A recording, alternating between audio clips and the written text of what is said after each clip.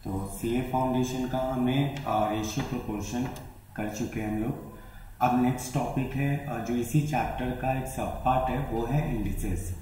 So welcome back to Jain tutorials.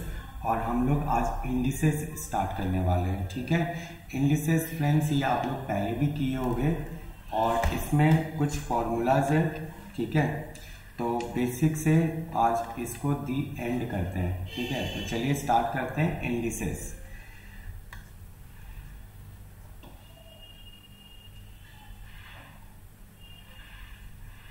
तो indices में जैसे कुछ फॉर्मूलाज है जो मैं बता दूं पहले आपको। ठीक है, जैसे सपोज करो कि a का पावर m है। ठीक है, इस तरीके से आपको कोई नंबर दिया गया है या वेरिएबल दिया गया है। तो इसमें जैसे मान लो ये जो a है ना, इसको आप बेस बोल सकते हो। ठीक है, और ये जो m है इसे आप पावर बोल सकते हो या एक्सपोनेंट बोल सकते हो। ठीक है,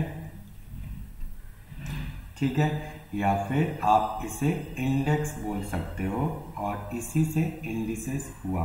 ठीक है, मतलब यही इंडिसेस का कॉन्सेप्ट है।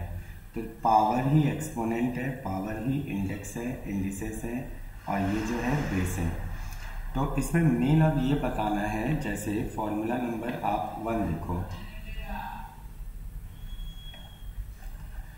जैसे फॉर्मूला नंबर 1 देखो आप। ठीक है, फॉर्मूला नंबर 1 क्या है? सपोज a का पावर m इंटू a का पावर n, ऐसे। ठीक है, मतलब आपका बेस सेम है। आप देख रहे हो आपका जो दोनों बेस है वो सेम है, पावर डिफरेंट है, और सबसे मेन चीज ये मल्टीप्लाई में है आपके दोनों बेस।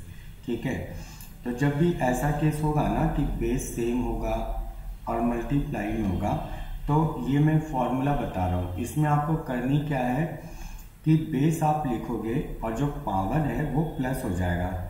ठीक है, मतलब इस फॉर्मूला को, इस पूरे फॉर्मूला को आप ऐसे ब्रेक कर सकते हो। समझिए ये चीज। नंबर 2, जैसे मान लो a का पावर m डिवाइडेड a का पावर n। ठीक है, अब जैसे मान लो इस तरीके से कि बेस का पावर दिया गया है और ये दोनों बेस डिवाइड फॉर्म में है। ठीक है, तो आप पावर को ना यहाँ पे माइनस कर सकते हो। ठीक है, ये क्लियर है। तीसरा फॉर्मूला है कि तीसरा फॉर्मूला भी इम्पोर्टेंट है कि किसी भी बेस का अगर पावर, मान लो बेस कुछ भी हो, ठीक है, 2, 3, 4, बेस कुछ भी हो, और उसका होल पावर अगर 0 दे दिया जाए तो उसका वैल्यू हम लोग 1 लेते हैं हमेशा। ठीक है, ये ध्यान रखना। और नेक्स्ट फॉर्मूला आप देखो, जैसे 4 नंबर। ठीक है, जैसे मान लो कि 2 वेरिएबल है अंदर इनटू के फॉर्म, मतलब फॉर्मेट पे 2 वेरिएबल है, जैसे ए बी, तो ये a इंटू बी है और होल पावर m है। ठीक है, तो इसको तोड़ेंगे तो ये जो पावर है ना, ये दोनों के साथ आ जाएगा। ये ए बी इंटू में ही रहेगा, लेकिन ये जो पावर है ये दोनों के साथ आ जाएगा। क्लियर है ये चीज़? अच्छा, नंबर 5 देखो। जैसे मान लो कि यहाँ पे ए बी में 4 नंबर फॉर्मूला में ए बी इंटू में था। अब मान लो यही डिवाइड के फॉर्मेट में है और ये होल पावर m है। ठीक है, तो ये जो पावर है ये दोनों के साथ रहेगा। ठीक है, ऐसे रहेगा। क्लियर है? चलो, अब जैसे 6 नंबर फॉर्मूला देखो। यहाँ पर अब जैसे मान लो किसी का भी पावर नेगेटिव है, लेट ऐसे ले ले, किसी का भी पावर अगर नेगेटिव आ गया, ठीक है, तो उसे आप कैसे सॉल्व करोगे? तो ये हो जाएगा 1/a का पावर n, मतलब वो रिवर्स हो जाएगा और पावर पॉजिटिव हो जाएगा। ये क्लियर है? ये ध्यान रखना, किसी का भी पावर अगर नेगेटिव है तो आप उसे रिवर्स कर देना, पावर पॉजिटिव हो जाएगा। ठीक है ना? अब जैसे मान लो कि डिनोमिनेटर में ही इस तरीके से पावर नेगेटिव है, तो वो यहाँ इस तरीके से हो जाएगा और ये प्लस हो जाएगा। क्लियर है? ये चीज़ क्लियर है? ठीक है। अच्छा, नेक्स्ट फॉर्मूला। अब जैसे मान लो a का power m is equal b का पावर m। अब देखो यहाँ पे इक्वल्स टू मैंने दिया, ठीक है, इक्वल्स टू है, और a का पावर m, b का पावर m। ठीक है, बेस अलग अलग है पर पावर सेम है, तो जब भी इस टाइप का हो, अगर आपका इक्वेशन आ जाए कि पावर सिमिलर है, बेस अलग अलग है और इक्वल टू में है, तो हम बेस को इक्वल मान सकते हैं। ठीक है, मतलब पावर यहाँ पे कट जाएंगे और बेस इक्वल हो जाएंगे, ये आप याद रखना ये चीज़।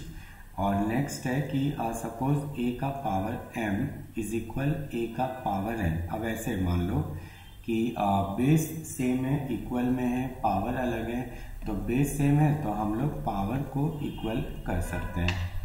ठीक है ना, तो ये मेन फॉर्मूला है जो हम इस चैप्टर में, इंडिसेस के चैप्टर में यूज करने वाले हैं और इसी फॉर्मूला पे सारे सम्स हो जाएंगे। ठीक है, तो चलिए स्टार्ट करते हैं आपके ICAI के मॉड्यूल एक्सरसाइजेस। ठीक है,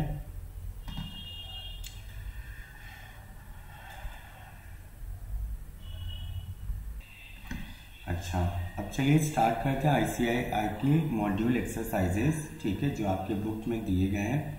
तो चलिए इसको सॉल्व करते हैं और इसको समझते हैं कि ये कैसे सॉल्व होगा। तो यहाँ पे देखो, पहला क्वेश्चन है 4x टू द पावर -1/4। ठीक है, सबसे पहले अगर मैं ऑप्शन का बात करूं तो देखो क्या होगा, 4 को आप 4 रहने दो और x का पावर क्योंकि नेगेटिव है ना, तो नेगेटिव होने से मैंने क्या कहा था कि वो डिनोमिनेटर में चला जाएगा और पावर पॉजिटिव हो जाएगा। तो बस अपना आंसर C है। क्लियर है, C से ये मैच कर रहा है, बस इसमें और कुछ नहीं करना। ठीक है, नेक्स्ट सम। नेक्स्ट सम देखो, जैसे क्वेश्चन 2 में बोला है 8 का पावर 1/3। ठीक है, जब भी इस टाइप का क्वेश्चन आए ना कि किसी भी नंबर का होल पावर है, पावर खासकर फ्रैक्शन में हो, तो आप जो बेस है, बेस वाला जो नंबर है उसे आप रिड्यूस कर देना उसके छोटे फैक्टर्स में। जैसे कि 8 को हम 2 का क्यूब लिख सकते हैं ना, 8 का अगर हम फैक्टर निकालेंगे तो देखो यहाँ पे 2 का क्यूब आएगा, है ना, 3 तो 2 आएगा, तो 2 का क्यूब लिख सकते हैं और बाहर का पावर 1/3 है ना, तो ये 3 और ये 3 कैंसिल हो जाएगा, तो ये हो गया 2।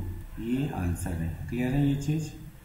ठीक है, चलो नेक्स्ट क्वेश्चन, ये समझ में आ गया। नेक्स्ट क्वेश्चन में चलते हैं। क्वेश्चन 3 जैसे देखो, क्वेश्चन 3 है 2 × 32 का पावर 1/5। ठीक है, तो देखो ये क्या हो जाएगा, 2 × 32 का अगर हम फैक्टर निकालें तो ये हो जाएगा 2 यहाँ 16, फिर 2 से यहाँ 8, फिर 2 से यहाँ 4, फिर 2 से यहाँ 2, मतलब ये आया 2 का पावर 5, है ना। 1 2 3 4 5, तो 5 2 है, मतलब 2 का पावर 5, तो यहाँ पे लिखेंगे 2 का पावर 5, यहाँ पे बाहर 1/5, तो 5 और 5 कैंसिल, तो ये हो गया 2 × 2 यानी 4, तो ये आंसर है। ठीक है, और क्वेश्चन 4, नेक्स्ट क्वेश्चन 4। ठीक है, 4 में आपका क्वेश्चन है 4/32 का होल पावर 1/5, ऐसे आपका क्वेश्चन है। ठीक है, तो इसे हम क्या कर सकते हैं, 4/2 का पावर 5 और यहाँ 1/5 कर सकते हैं। क्लियर है ना? ठीक है, तो यहाँ से 5 और 5 कैंसिल, तो फाइनली क्या बचा, 4/2 और 2 से इसे रिड्यूस कर देंगे तो 2, मतलब अल्टीमेट आंसर हो गया 2। क्लियर है?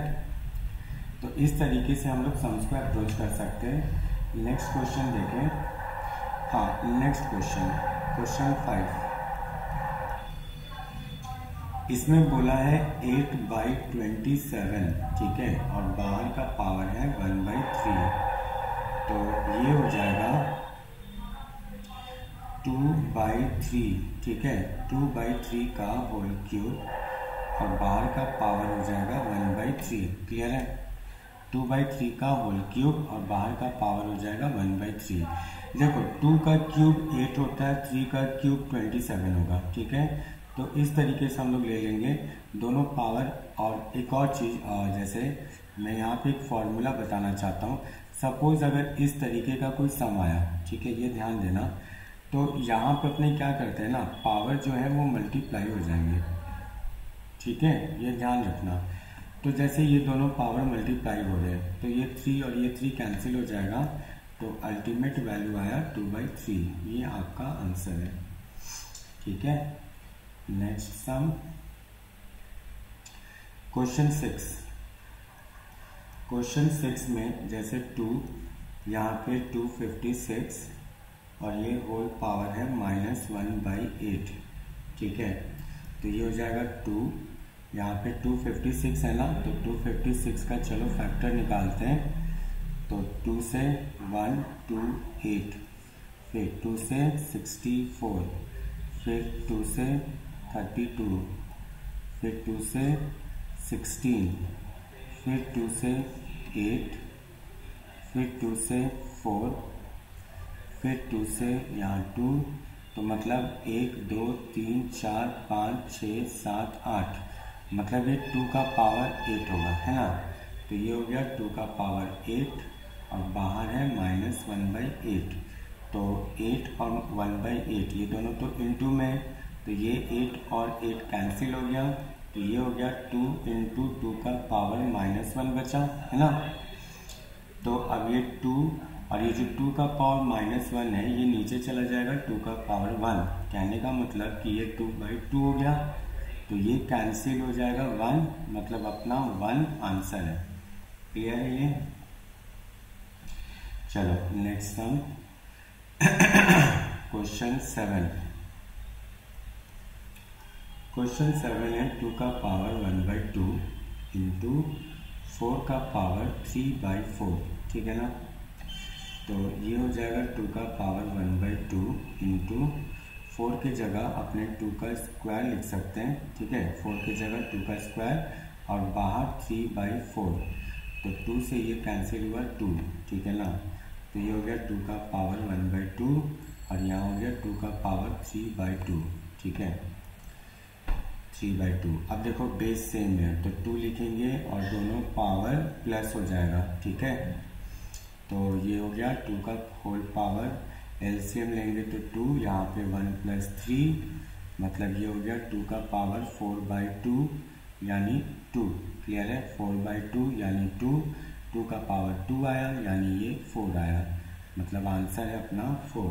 समझ में आ रहा है। तो यहाँ पे पूछा है कि इसका वैल्यू क्या आएगा, फ्रैक्शन आएगा, पॉजिटिव इंटीजर आएगा, नेगेटिव इंटीजर आएगा, क्या आएगा, तो ये पॉजिटिव इंटीजर आएगा, ठीक है। 4 एक पॉजिटिव इंटीजर है, ठीक है ना। और चलो नेक्स्ट क्वेश्चन, क्वेश्चन 8। तो ये है 81 x का पावर 4 और फिर नीचे है y का पावर -8 और फिर यहाँ पे है 1/4, ठीक है। तो देखो यहाँ पे क्या कर सकते हैं अपने, जैसे मान लो कि 3x, ठीक है, और नीचे y का पावर -2, इसका होल पावर 4 कर सकते हैं ना। क्यों, देखो 3 का पावर 4 81 होगा, x का पावर 4 x का पावर 4 आ जाएगा और y का पावर -2 अगर 4 से इंटू होगा तो -8 आ जाएगा, है ना।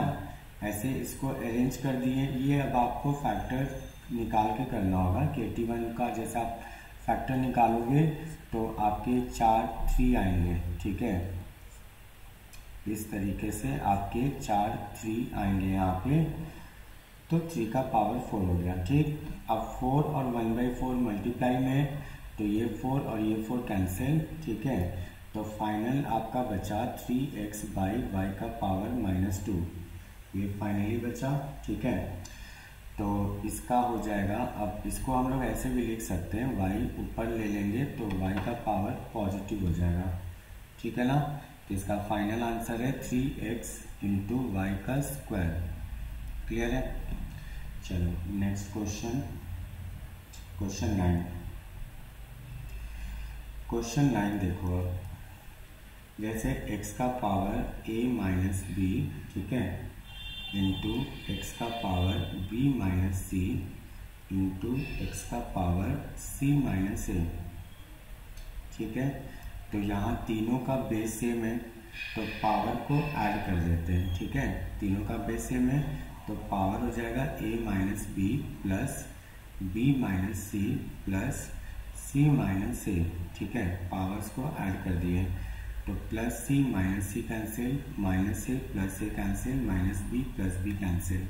तो ये हो गया x का पावर 0 और किसी का भी वैल्यू पावर 0 है तो इसका वैल्यू 1 आएगा। क्लियर है? चलो नेक्स्ट क्वेश्चन। हाँ, क्वेश्चन 10 देखो, जैसे क्वेश्चन 10 है 2p² क्यूब, ठीक है, होल बाय 3xy और इसका होल पावर यहाँ 0 है, ठीक है। तो मैंने क्या कहा था कुछ देर पहले, मैं बोला था ना कि किसी का भी पावर अगर 0 आ जाए तो उसका वैल्यू हम लोग 1 लेते हैं।